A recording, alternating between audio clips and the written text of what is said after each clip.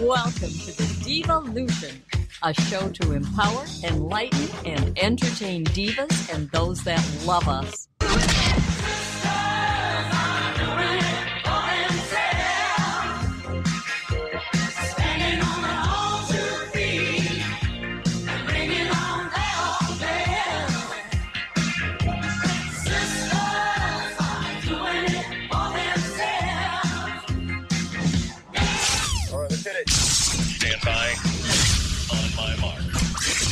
And here's your host, Deb St.Hilaire.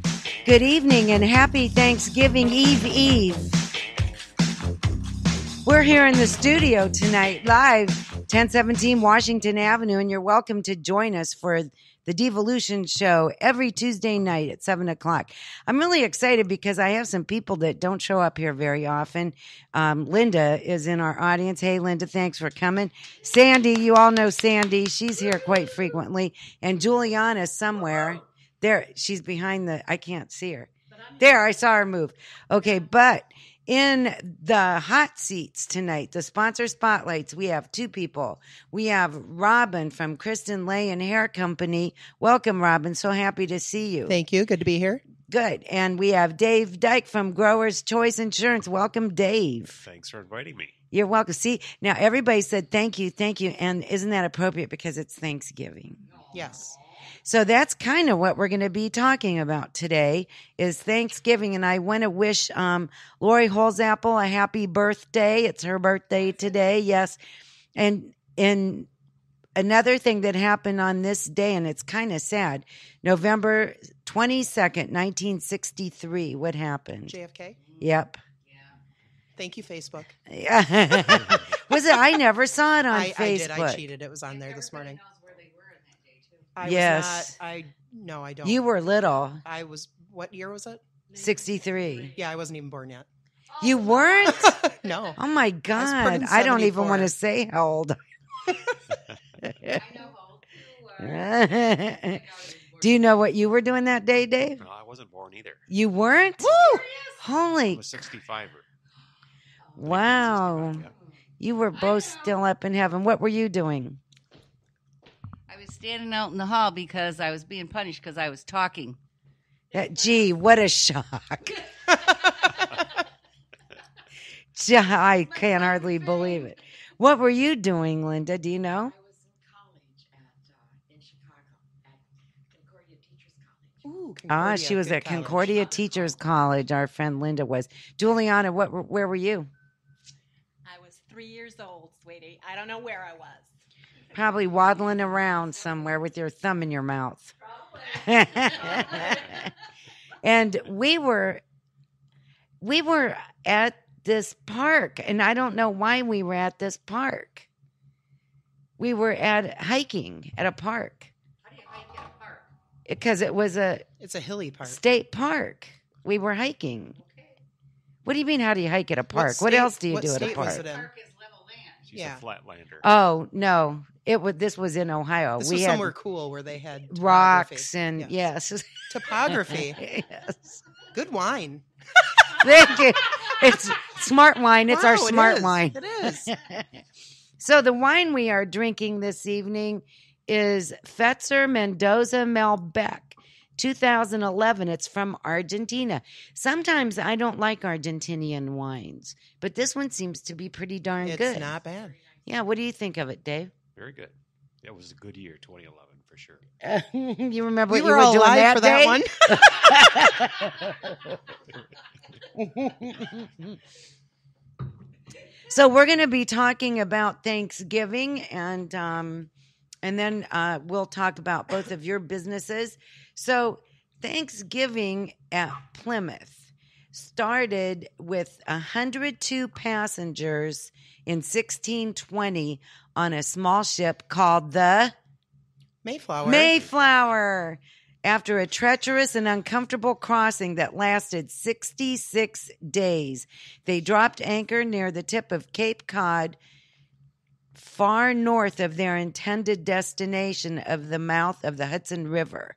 1 month later, the Mayflower crossed Massachusetts Bay, where the Pilgrims, as they are now commonly known, began to work of establishing a village at Plymouth. So the food that they ate on that first Thanksgiving was not turkey. Want to know what it was? Chicken. No. Lobster, seal, and swans. Swans? Swans. Oh, I couldn't eat swans. Maybe back then you could have. No. You were starving, you could. No, I'd eat grass. If I was hungry, I would eat it. If what? If I was hungry, I would eat it. Yeah. Okay. Maybe plucked. You couldn't tell it from a turkey. I don't eat pretty animals. But- I don't eat deer. I don't eat rabbit. But back then you may have. Actually, I would have been okay because I'm a good portion Indian, so we had our food situated before everybody got here. There you had corn. I would have had corn. Yep, and the Indians, it was the Native American Squanto, a member of the Posituck tribe who had been kidnapped by an English sea captain and sold into slavery, returned on his homeland, and he's the one that taught the pilgrims what to eat and stuff. Yes. So they were doing all the Thanksgiving thing, but nobody made it a holiday until 1789. So that's quite a long time in between. But they still were doing it every year on that third Thursday. Kind of like an anniversary. Yeah, but they didn't call it anything until after the American Revolution. And George Washington proclaimed it a national holiday of the United States, and to express their gratitude for the happy conclusion. This is kind of sad. The happy kind of sad. A happy conclusion to the country's War of Independence and the successful ratification of the U.S. Constitution. His successors, John Adams and James Madison, also designated days of thanks during their presidencies. Yeah, does it say that Ben Franklin wanted the turkey as the No, it doesn't say anything about that, but we can't hear you unless you talk into the microphone. In 1817, New York became the first of several states to officially adopt an annual Thanksgiving holiday. 1817. So it went by state first. Step up there and what did you say now? I said that, did it say that Ben Franklin wanted the turkey as our state bird? Not the eagle, the turkey. That would have been probably more appropriate recently. Because it No, it doesn't say that. You didn't make that up, did you? That might be. You might want to check that. That. We're It gonna says check that. We're going to take a break and talk about more Thanksgiving traditions because we have a whole bunch of sponsors we have to get on here. When we come back, we're going to tell you about more Thanksgiving traditions, and we're going to talk about ones that our in-studio guests have. So stay tuned. We'll be right back. Hey, if you're looking for somebody to be accountable to, hire a new accountant. Our favorite is E&D Accounting and Tax Service Incorporated. Casey, it's a myth. They're located right here in Bay City. Their number is 989-893-1137. Email eandaccounting@yahoo.com.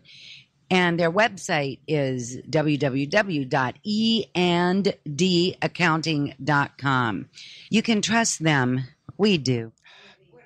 Want a new career but not sure which one? Go back to school at Bayshire Beauty Academy in Bay City, Saginaw, and Standish. Learn the art of making others beautiful with a new career in cosmetology. Develop the skills needed for hairstyle and color, makeup, and more. Bayshire also offers a nail technology program, or you can become a massage therapist. Be your own boss and work in massage offices or private practice. Bayshire Beauty Academy can give you the education you need in less than 13 months. And you may qualify for financial help at the Bay City location. Full and part-time opportunities are available, so make the schedule that works best for you. Call 800-732-HAIR or learn more online at BayshireBeautyAcademy.edu. Not only is Bayshire a great place to learn new skills, it's also a full-service salon. Stop in for a haircut, perm, shellac, massage, and much more. It's time to go back to school at Bayshire Beauty Academy in Bay City, Saginaw, and Standish. Call 800-732-HAIR. Are your muscles tense, achy, or just worn out? Let Juliana Tacey Massage Therapy soothe your pain away. She's licensed, insured, and board certified. She will even come to your location. She can be reached at 989-684-8255. Okay, we're back. So anyway, we're talking about Thanksgiving tonight, and Robin has some stuff she's going to share with us. Let's have it, Robin. Am I sharing what you gave me or the Ben Franklin deal? Whatever you want. Ben Franklin didn't suggest the turkey directly, according to Google, and I don't know how accurate this is because the internet is just a big farce these days. If it's on the internet, it must be true. true. Yes, touche. But he just wasn't happy with the selection of the eagle. He didn't want a bird at all. Not turkey or anything, but he decided that we really didn't want the eagle either because the eagle is a bird that will sit up in a perch and basically wait for the other birds to go fishing and then swoop in. So yeah, it was kind of a seedy selection if you really think about it. So that's kind of cool. But kind of appropriate. I think. Oh, you have no idea. I've been researching other countries lately, just recently. So yeah, I actually, yeah. He says that the turkey was a much more respectable bird. Than the bald eagle. Although I've dealt with live turkeys before, I didn't find them respectable at all. I found them downright scary. So yes, they get away from you too. They do, turkeys. and they're not very quiet about anything. No, they are pretty scary. So yes, but they're delicious. It's half and half true. Okay, we'll go with that. Okay, sure. What about you, Dave? What did you discover in your studies? Studies? Yes. You ready for this? Yes. All right. Thanksgiving traditions. In many American households, the Thanksgiving celebration has lost much of its original religious significance. Instead, it now centers on cooking and sharing a bountiful meal with family and friends. Turkey, a Thanksgiving staple, so I don't even know if I can pronounce this word, ubiquitous. Thank you. Wow. Welcome. That's better than topography by a long shot. Yeah.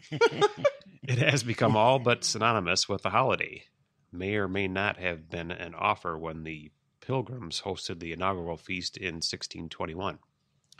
Today, however, nearly 90% of Americans eat the bird, whether roasted, baked, or deep fried on Thanksgiving. I just love it when they deep fry it. Oh, it's good. Yeah. According to the National Turkey Federation, other traditional foods include stuffing, mashed potatoes, cranberry sauce, and pumpkin pie. Naturally. Volunteering is a common Thanksgiving Day activity, and communities often hold food drives and host free dinners for the less fortunate. Parades have also become an integral part of the holiday in cities and towns across the United States. Presented by Macy's Department Store in 1924, New York City's Thanksgiving Day Parade is the largest and most famous, attracting some 2 to 3 million spectators along its 2.5 mile road. 2 to 3 million? A lot of people. Yeah. Wow. Yeah. It's a lot of people to watch inflatable turkeys and Snoopies. It is. Yeah. It is. Big television audience, too. Oh, yeah. How many? Just says big, so it's got to be more than 2. Bigger than the millions. Yes. There you go. It typically features marching bands, performers, elaborate floats conveying various celebrities, and giant balloons shaped like cartoon characters. And the Rockettes. There's a Rockette number in every one. The Rockettes. So do you guys watch the parade? No. Do you, Dave? While I'm channel surfing. And when I was little, we used to sit there and watch that whole darn parade. It was pretty much the same thing every year. Yeah. It's a little more, and those, how many things can you do to a big balloon? I mean, they deflate and crush people. That's really cool and interesting. Yes. Watch for the carnage. Yes. Right. They're suffocating. But I mean, it really hasn't changed in all these years. No. Which amazes me because if you look at everything else, it's so different, and that's really not. That parade is and not I think that it different. Depends, too, when you're watching it, who they have emceeing the parade.